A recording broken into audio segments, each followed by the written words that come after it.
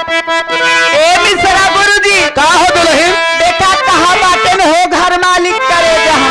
अरे अही तक खा रहे भाई चला गए। अरे नई झूलनी के छैया दलन दुपहरिया बिताइया हो। नई झूलनी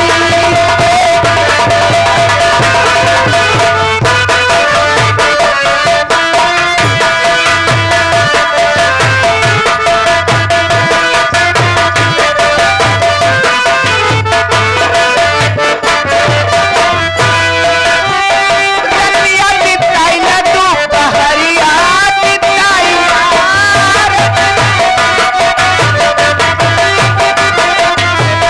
रतिया बिताइला दुपहरिया बिताइया। नई झूलनी के छैया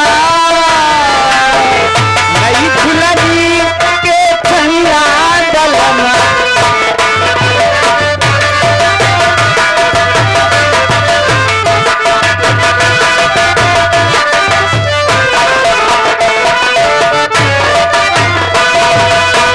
चार महीना राजा गर्मी के दिनवा।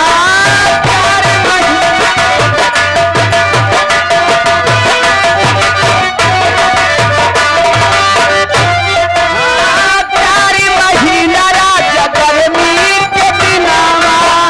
गर्मी के दिनवा हो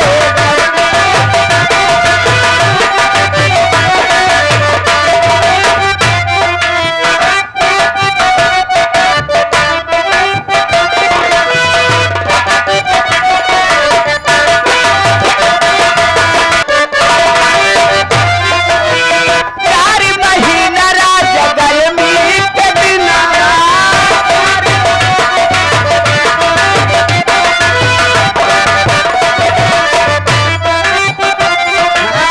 गर्मी के दिनवा राजा गर्मी के दिनवा।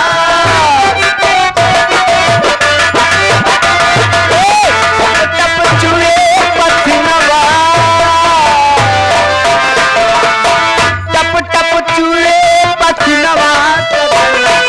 दिलना दिलाई जाए।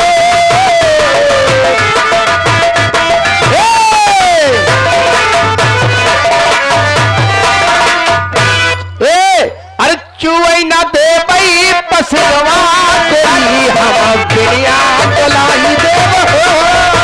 चुवई ना दे भाई पसरवा तेरी हम।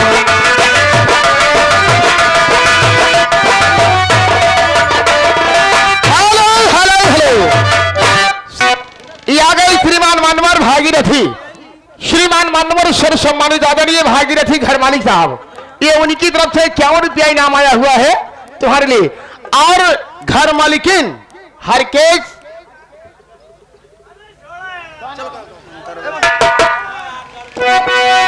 अरे झुमका गिरा झुमका गिरा झुमका गिरा रे। अरे झुमका गिरा रे बरेली की बाजार में। झुमका गिरा रे